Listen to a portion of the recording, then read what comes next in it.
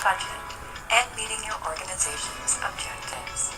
The way people connect and gather and the economy around that is constantly changing. Expectations are higher than ever from event stakeholders, but also from attendees who are expecting customized experiences. My part. Hello, everyone. It's Pat Shaman, and I want to welcome all of you. I want to welcome all of you to PCA's webinar session today on medical meetings, trends, and changes affecting our industry. Happy to have you with us, and hope that we're going to go through and learn some things that are happening in medical meetings. It's kind of interesting that when I do this topic, I'm often asked to do, it's called medical meeting trends and the future of medical meetings. And to be quite honest with you, if I was asked to give you predictions on the future of medical meetings, I probably couldn't even do a prediction on what will happen tomorrow in that medical meeting. It's just very unpredictable and very changing. So we're going to go through, though, and look at some trends and see some things that are currently happening within the medical meeting industry. Let me see here. Why we are not moving?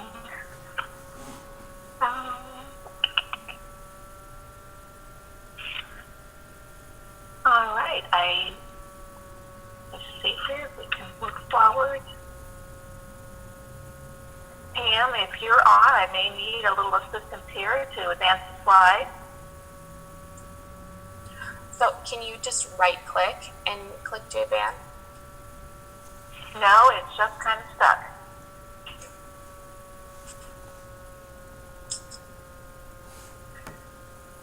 And we are in full screen.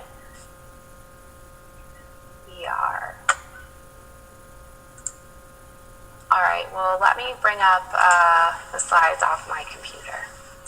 All right, thanks for your patience, everyone. Who would have predicted, correct?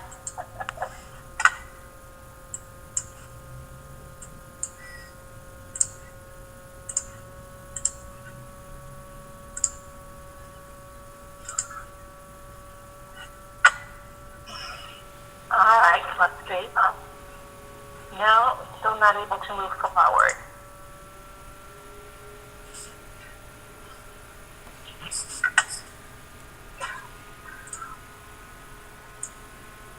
So, Pam, can you drive for me? Yes, I am good to Okay, go. let's see. So you should be seeing slide 2. All right. So if we could move to the next slide, please.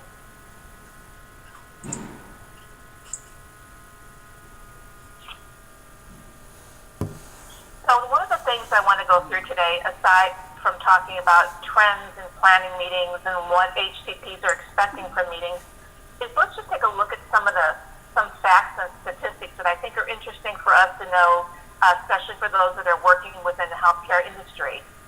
Global expenditure on healthcare is expected to grow to $9.5 trillion in 2018.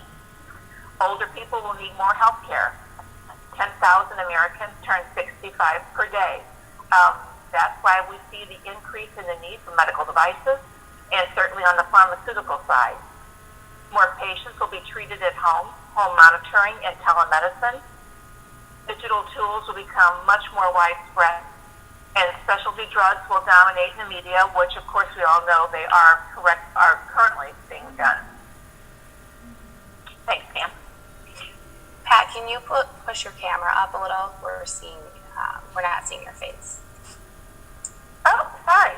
Is that better? Yep, thank you. So healthcare spending is expected to reach the 4.8 trillion mark in 2021 in the United States.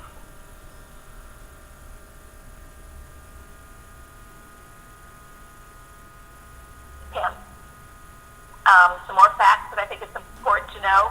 Patient knowledge is power. I think it's very interesting now that we are so much more educated consumers in healthcare. If we have any symptoms of anything, most of us would go online and see what those symptoms mean, or will not go online because we'll determine we're going to die within 2 days. But we do look up our own symptoms which is wonderful. It helps better in your own treatment. Also, patients are able to interact with like diseases or like illnesses, which is very powerful.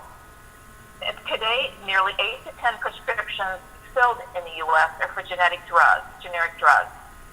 There are currently 10,000 known diseases in the U.S., and kind of the sad note here is there's treatment and cures for only 500. And that's why we're seeing things like the 21st Century Cures Act, which was just signed by President Trump on December 13th. And what that does, it tries to advance the clinical trial process of more drugs and devices into our medicine cabinets in a shorter period of time. Again, taking a look at the statistics, 10,000 known diseases and only 500 cures or treatments. Fastest growing segment of drugs and products in the healthcare industry is wearable devices. And this is attributable to several factors. Number one, we talked about aging Americans. We're living longer, and more of us are coming to an age where we might need the knee replacements, the hip replacements. But more so than that is the devices that we wear to track how many steps we take, and the other things that your Fitbits and other things monitor. Those are considered wearable devices the minute they start measuring your heartbeat or anything internal within your system. So there definitely has been increases in wearable devices and coming from non-traditional sources. Apple, Samsung, Sony, these are not your traditional medical device companies, yet we're seeing more and more of these. In fact, there is predicted to be a 68% increase in medical device development in 2018. That's a very large number to look at. Also, maybe in speaking recently at the American Medical Device Summit, I learned in a session from the FDA, and probably not another good statistic, is that 150 to 300 medical devices are recalled per month, which shows you the breadth of the number of devices being developed. It's anticipated that there will be 1 million plus medical meetings in the U.S. in 2017, which of course we're nearing the end. That's a good number to look at, especially for suppliers that might be on the call, and they're probably jumping for joy with that number of 1 million plus medical meetings. What it means, though, truly within our industry, is that it's too much. There's too much business, if there is such a thing as that. We have 1 million plus medical meetings, and we are desperately in need of more trained medical meeting planners. We just simply do not have enough. Companies are hiring planners to come in and work with their medical meetings, and within 6 months, they're training other new people to come in. We definitely are in need of planners who are educated and understand medical meetings. Moving forward, Pam.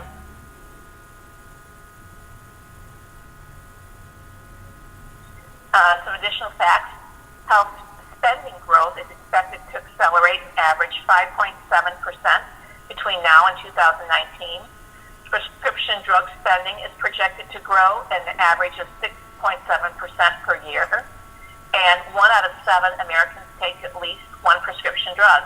I'm sure if I was sitting with you and asked for a show of hands of how many of you take at least one prescription drug, you would see those hands raised. And probably 50% of those in the audience take at least one prescription drug. In fact, we lead the world in the U.S. in the number of prescriptions that we take individually. The Economist Intelligence Unit has predicted that more than 70% of pharmaceutical sales this year will be made in countries with transparency regulations. And I think that's an interesting statistic and one that planners should note. The FDA is beginning to issue rules on usage of social media by the manufacturer. This actually came about maybe as far back as 7 years ago when 10 of the largest pharmaceutical companies went to the FDA and said, we are anticipating we are going to see some challenges in social media with healthcare in medicine. And the FDA, in fact, last year made their first ruling on social media and the impact that is not a law, but is being enforced voluntarily by the FDA. So it's one that you need to pay attention to. And what the FDA is saying that if one of your employees And that means if you are a manufacturer of a pharmaceutical, medical device, biopharma, biologic, if one of your employees would go onto Facebook or Twitter and like one of your products, they must also show the risk. They consider that a promotional advertisement. So if your company is not aware of that, you might want to draw their attention to the FDA ruling on this, because this is what they're saying is it's much like an ad in a newspaper magazine. If you have to show the benefits, you're going to have to also show the risk. Also, let me mention at this point, I forgot to say that for those of you that are familiar with me as an instructor or teacher, I greatly appreciate any questions you might have. I'm going to try to save those into the end of the session, but please don't be shy if I confuse you, which I probably will. But I want to encourage you, if you have questions on anything that I'm talking about, to feel free to add those questions. Changes will take place with open payments, which is our law within the U.S., and other country rules. Make sure you pay attention. Which might be a good point for me to mention that we're going to talk a little bit later about how to stay current on all of these changes and trends. Again, it's ever changing. And because what complicates matters even more is there is no standardization, there's no consistency, and there is no predictability. Every single country does it differently, and every single company does it differently. In the U.S., our law prevails, which is called open payments. When there are changes with open payments, there are many sources that you'll be able to get that information. Thus far, we've only had very minor changes since the open payment rule was signed in 2013. However, very recently, the organization MedTech Europe, based of course in Europe, made a major announcement that medical device companies are no longer able to directly sponsor healthcare organizational meetings. That is a very big deal, and one that we should pay attention to. If you're with a medical device company and you're on the call today, this is something you need to pay attention to for the reason that it goes into effect January 1st, 2018, which is a very quick turnaround for a whole new process of indirect payments and not being able to accept direct payments to medical device companies in Europe. Okay? Again, paying attention. Thanks, Pam. We can move forward. The healthcare landscape has rapidly shifted towards a consumer, patient-centric model of care delivery. And I think I alluded to that before when I talked about how we are much more involved in our own treatment, our family treatment, our family symptoms, and paying attention to that. Plus the manufacturers. Again, let me emphasize, when I mention manufacturers, I'm referring to pharmaceutical companies, medical device, biopharma, and biologic companies. And they are turning their focus and attention on the consumer. So that's why we're seeing this in a dual role. Thanks, Pam.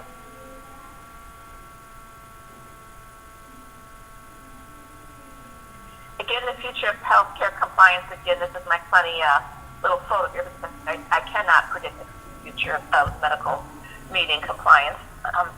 I will tell you healthcare compliance and transparency. When I first developed the HMCC program, the Healthcare Meeting Compliance Certificate Program, with St. Louis University in early 2014, I would get many questions saying, oh my gosh, when President Obama leaves office, surely this is going to go away. This is just a fad that we have to report this transfer of value. And in fact, what has happened is that back then in late 2013, 2014, we perhaps had 38 to 40 countries that had some type of healthcare compliance regulations, rules, or mandates. Today, there are currently 88 countries with some type of healthcare laws, codes, or guidelines, which shows the growth, not that it has gotten any less. Plus, if you look at the manufacturers, where they are based, even in the U.S., if someone had asked me in 2015, would I see a change if President Obama left office, I would say absolutely not. So one thing I've learned to say is never say never, because we don't know. I can't predict what will change when it comes to politics. However, when you take a look at the vast majority of the pharmaceutical companies in the world, and those that are in the U.S., many of those are based internationally. And there has been no movement to curb or change, repeal any of their legislation regarding compliance reporting. And I would be hard-pressed to think that any manufacturer in the U.S. would abruptly stop requiring reporting and transparency at this point. So no, I do not think it is a fad.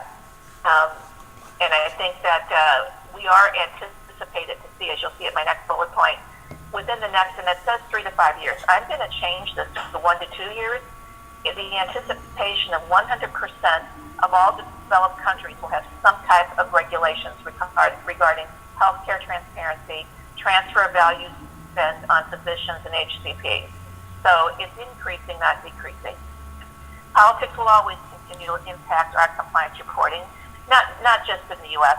We have Brexit to consider. Once that Brexit is transitioned, we're going to see changes within the UK of how their reporting is done because they will be independent. And so we're going to have to keep an eye on that internationally as well as domestically. Okay, Pam? The future of HCP expectations at meetings. I think it was important to include this in my trends because we have been so focused on the reporting, the aggregate spend, the transparency. Are we following food caps and meal caps and hotel caps and paying such rigorous attention to that? And almost it seems as if in 2013 when this was signed into law, somebody stood up and said, that's it, no more fun for doctors, HCPs at meetings, it's over. So we've been so focused on the regulation side of it that we've almost forgotten what the HCP is expecting when they're attending one of your meetings. So some of this information is based on a recent survey of over 288 physicians, which is a pretty good slice of opinions from physicians. And this is what HCPs are telling us they want from medical meetings. So let's take a look at some of the findings on this. And it's interesting too, when I read through these, for those of you that attend any type of industry conferences or meetings, you're going to find that their expectation might be the same as yours. They want greater input at meetings. The ideal meeting length for a medical meeting for an HCP is 2.7 days with 1 day of travel included. They want registration to be done seamlessly through a single source. They don't want to have to go here to register, go here to book their hotel, go here to book their travel. They want it to be one easy single source. They want peer interaction. I mean, and who doesn't? Having a talking head like myself today is much more interesting when I have a group of my peers that are interacting and speaking right along with me. They expect knowledge leaders and speakers. Doctors and HCPs, they say they don't want generalists to speak at the HCP meetings.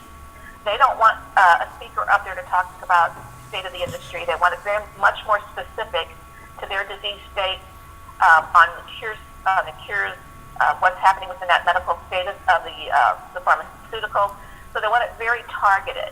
It would be like doing a meeting on trends in medical meetings today and having someone deliver this presentation who's not even in the healthcare industry. So I think we can all understand that. And they want to leave the meeting feeling smarter than when they walked in. And who doesn't? Okay, Pam.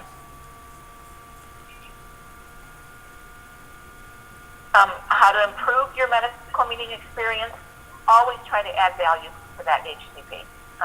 That should be vitally important.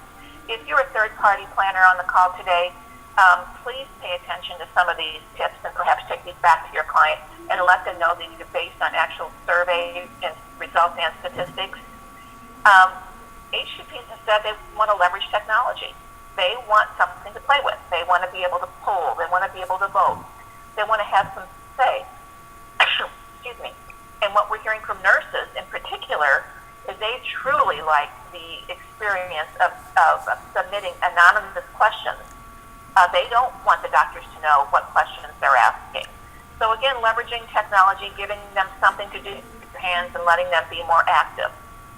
Construct seamless experiences, provide opportunities to contribute, whether it's pre-meeting, during the meeting, or post-meeting. Try to create emotional impact, offer specific topics, not generic topics, which I mentioned, and always try to have some discussion about new advances in treatment. Sam?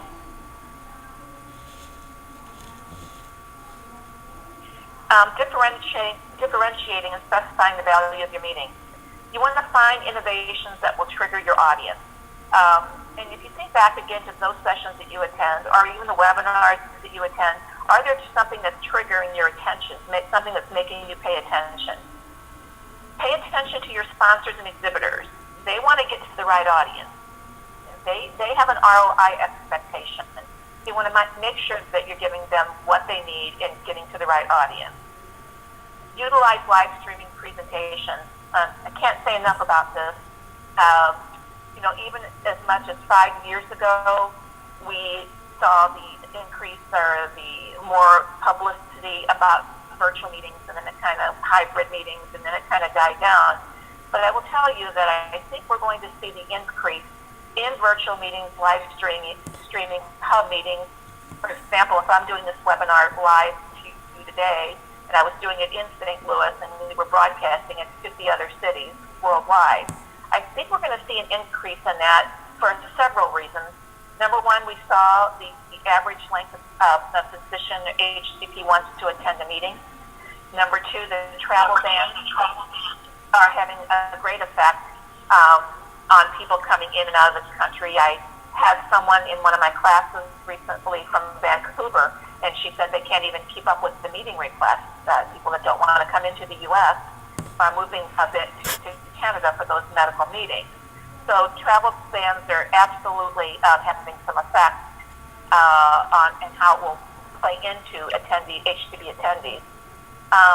And then again, terrorism and some of the things within that climate are going to affect people wanting to leave the country to come to another meeting or leave the city, and wanting to I guess most importantly, is not be away from their practice.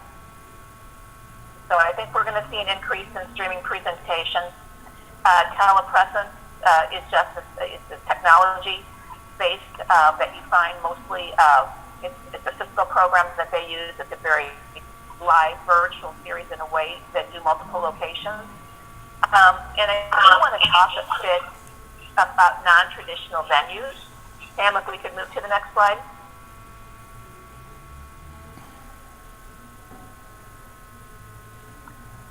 So when I mention unique venues, I'm certainly not offending any hotelier that may be on the webinar today. I'm not encouraging anyone to move your medical meetings outside of hotels. What I'm suggesting is that you take a look at your destination. See what medical unique venues might be present in that city. HCPs would love to do an off-site meeting at one of these unique venues. And for example, the Camel Center, which is in Tampa Bay, an incredibly high-tech virtual facility that caters to medical meetings with virtual operating rooms and so much to offer. The Oquendo Center in Las Vegas, the Cleveland Innovation Center in Cleveland. These are all just samples of what's available out there in a very unique venue, and it might be the key to getting those HCPs to attend that meeting. Hospitals. Many hospitals offer some unique space. I know some of you probably are already using teaching hospitals, but see what's available on that hospital campus.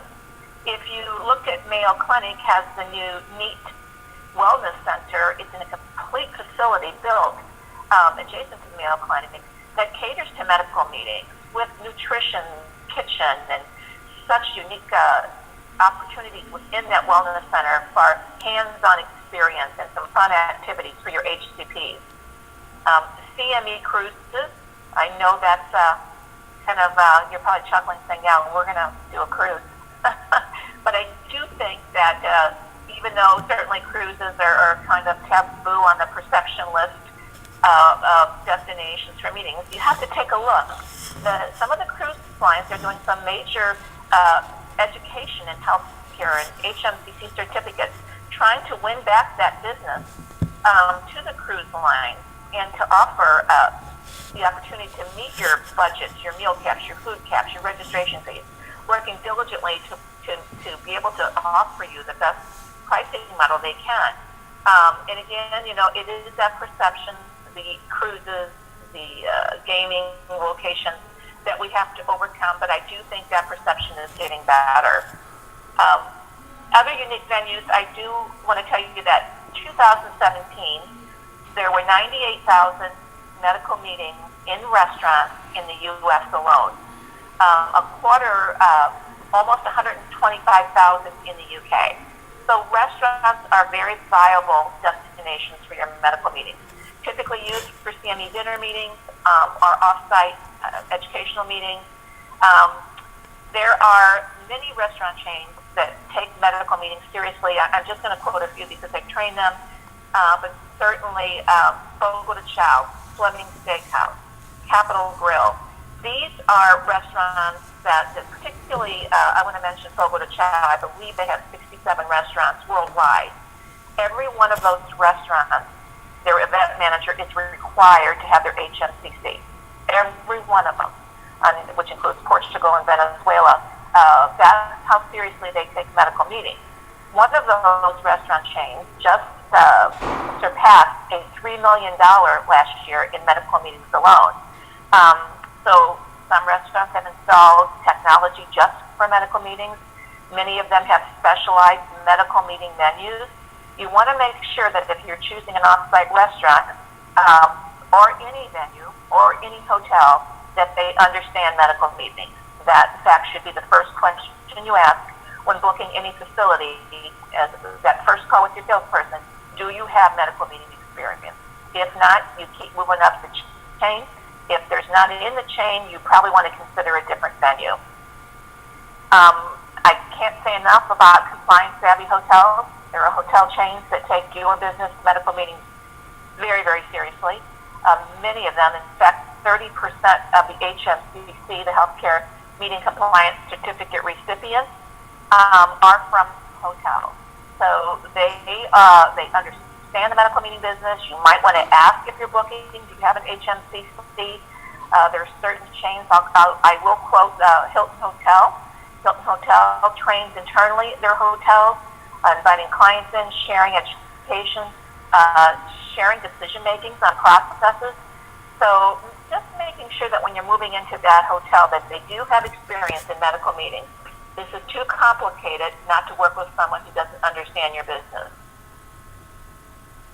And again, planners look to cities with suppliers who understand compliance guidelines. We see that Chicago is sponsoring this session today. There are many destinations that put as much effort into training and education for their convention bureaus as anyone. And I'm proud to train them and proud to recommend them to anyone. Again, going into a city, always you can check and ask the question, what can you do to help us? Have you been trained in healthcare meetings? Do you have unique medical facilities? Kind of lean and depend on your destinations and their CBBs. Okay. The future, some more future and scientific meeting information. We talked about virtual and interactive meetings. People don't want to sit like I'm making you do today and just listen to someone speak. They want to be involved. They want well-executed digital events and event platforms. They want online discussion forums, which I think is interesting. And consider opening those discussion forums before the meeting. See what they want, what they expect. You can do them during the meeting, and you can also offer those post-meetings. Minimize the arduous travel requirements. Talked about that. Offer pre-meeting discussions. Let them have some input. Compliance and budgets will still be considerations, always.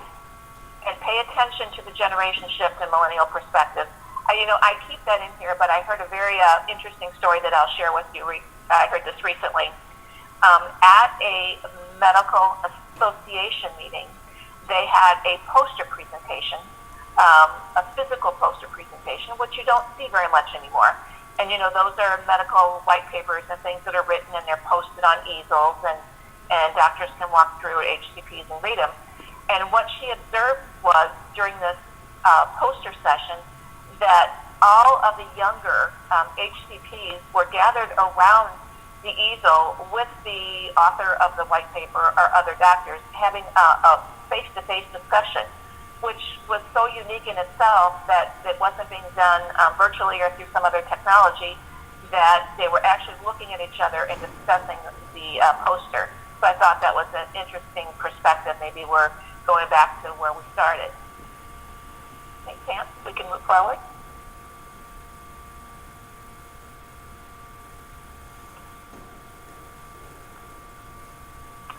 And I just want to mention the compliance wizard. When I talked about the predictability and no standardization and how difficult this is to keep current, we know that Germany has just recently made some very dramatic changes in their compliance regulations, as has South Korea, and some of these are just so hard to keep up with. In fact, I swear my next book is going to be the silliness of compliance rules and regulations. Some roads that some countries have taken to on some of their compliance regulations. I'll just quote a two, not criticizing either of these, just showing you how in-depth some of the regulations are. In Canada, you are not allowed to hold a medical meeting at a hockey arena. And if you are holding a medical meeting in Italy, at least 10% of all your invited HCPs must be male doctors under the age of 40. Imagine that flying in the U.S. Nonetheless, these are things that are in the regulations and are very, very hard to find. Some countries bury them deliberately or non-deliberately. Some countries don't translate the regulations into English. So it's very hard to source possible codes and regulations that if you don't abide by them could be a violation. So one of the tools that I recommend is an app called My Compliance Wizard. I think it's the only one in the world. It's very simple, easy to use. In fact, it is a subscription app, but there is when you first log into it, the whole section is free, which is a great planner tool.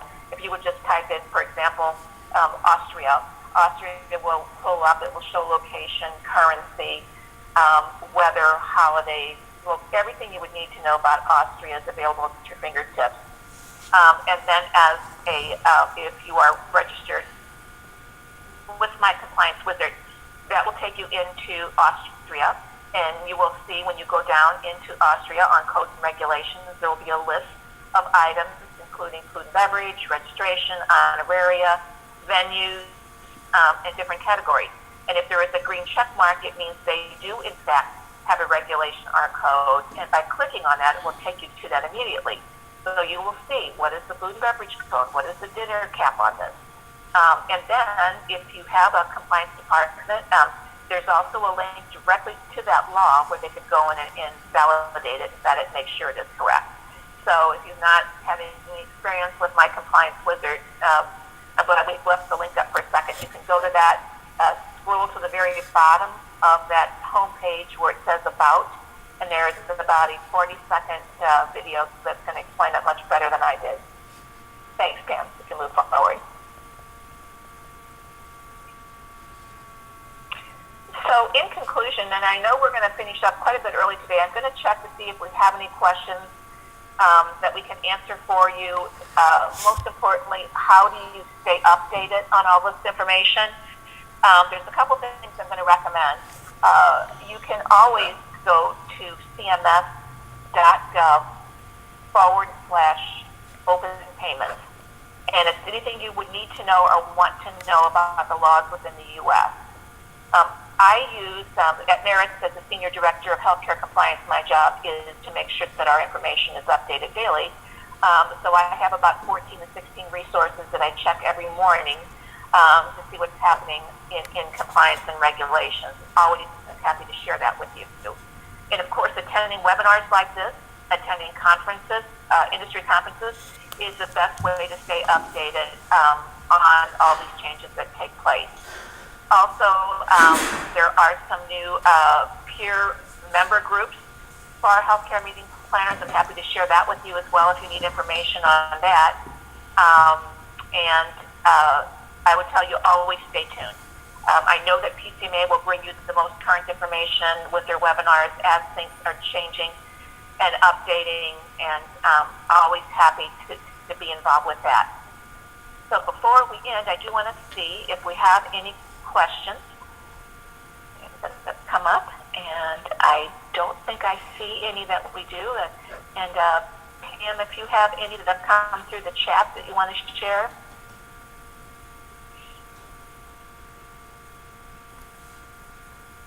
Okay, oh, sorry. Okay, I see. What is the trend in changing for these live streaming presentations? How do you recover the cost VCs face-to-face meetings? Well, what's really interesting is, and that's a great question, is when you're choosing, and we just did this, so I personally have gone through this with Maris recently by trying to select a partner for our video needs and hub and live streaming meetings, which we interviewed, I think, beginning with 19 companies. So there are a lot of companies out there with a lot of capabilities. You want to make sure that you do that vetting process and you understand through an RFP process what it is you're asking for and what they're providing. And many of these video conferencing companies, especially the bigger ones, it's charge per service, fee for service. So it's not that you pay a yearly fee and you don't use it. It's actually based on the service. And the fees are very comparable to each other. And I think you just have to shop that and make sure that it's in your budget. It is not a reportable category under the template, so none of that fee would have to be reported as a transfer of value. So I just think that you have to kind of do your homework on that, make sure you're choosing the right company that fits your budget, and that you have a means of budgeting that into your program. Okay, how do you work with associations to collect NPI? I think you mean NPI numbers. I hope I'm right with that. An NPI number is a National Provider Identifier. It is required in the U.S. On the reporting template. I will tell you that not all physicians in the U.S. have an NPI number. Like all physicians in the U.S. must have a state license number. And probably 98% of all physicians in the U.S. don't know their NPI number. And in fact, our first reporting cycle failed because of the identification based on those NPI numbers. It's very much improved. There is an association called NIPPES, N-I-P-P-E-S. I don't have their web address for you, but you can look up NIPPES, N-I-P-P-E-S. It's part of the Centers for Medicare and Medicaid, and they are the owner of NPI numbers, and they have done a much better job of making sure those numbers are accurate. I know that many manufacturers are now trying to collect and vet that data, put it into their own database. It's gotten much better than it has in the past. And I do believe CMS is even doing something to make sure, in fact, now that I say that, I know this is true. If a physician in the U.S. has registered under Medicare and Medicaid CMS to view what's been reported on them and spend, CMS will be providing your NPI number on your website. So that should be helpful too. Okay. What are the best ways to facilitate discussions for HCPs, especially those in primary health care, and especially when you have multi-point access in person or GoToMeeting platforms? Okay, let me just read that again real quick. What the best ways to facilitate discussions? First of all, I think it's very important in this type of format to have a subject matter leader, expert moderator, someone that can actually stay on path, lead the path, and make sure you stay on the topic, because that is a very easy, especially when you have physicians on there that are very knowledgeable in their disease or in the treatment. You have to have somebody who can control that input and make sure that it stays on topic. That's the most important thing. Can you please tell us where to find the complete survey? You know, I will send that to PCMA, and I'm sure that they will get that back to you. I'll send you the actual link. It is a white paper. It was provided by Ashfield Meeting Services, and we'll make sure that you get a link. We'll make that available to you. Okay. And let me see if I can just maybe, oh no. Pam, is that let me send you a link. Absolutely. Is there a question, Pam, behind this? I can't see. It seems as if there's a question, but I may have answered it, and there's an anonymous question. Can we just X out this chat right here and maybe get to that question. Okay, and if we can't, let's see.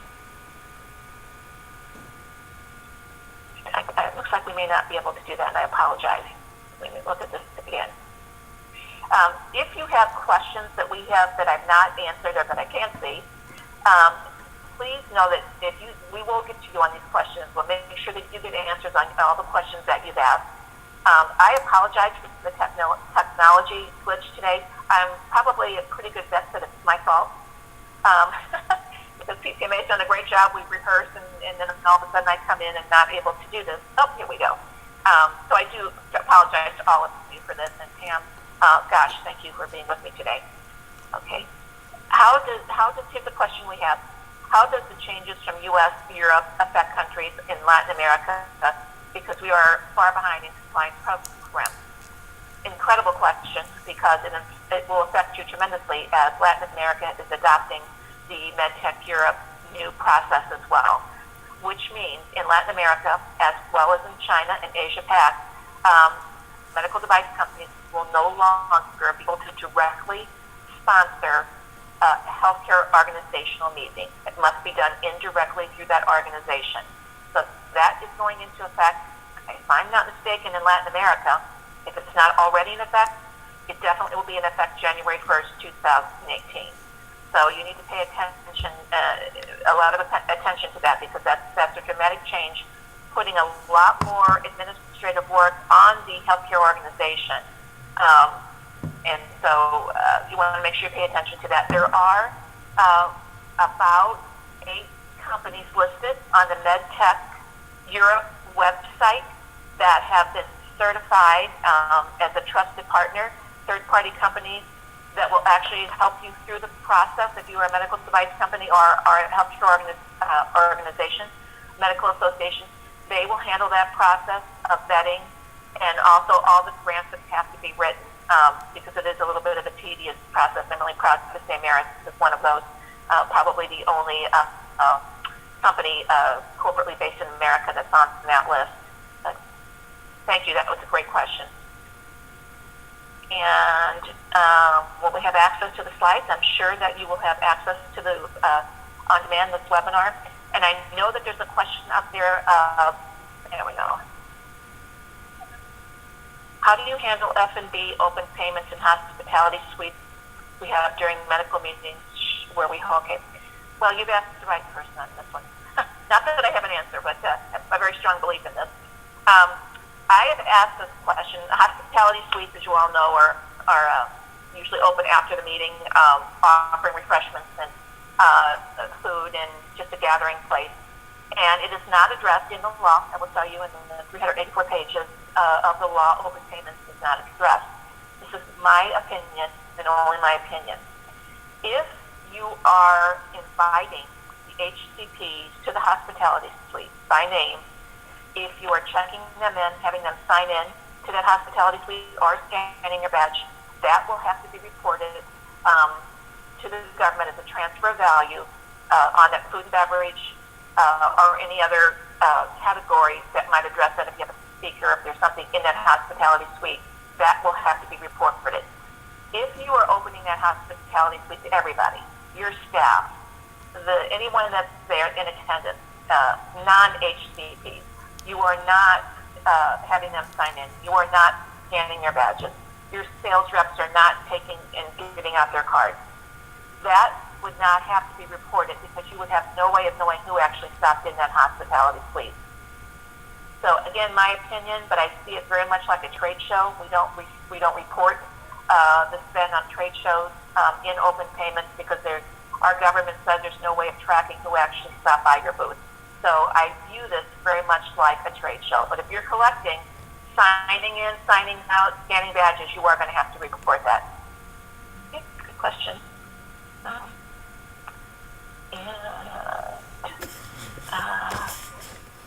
see. The issue we run into is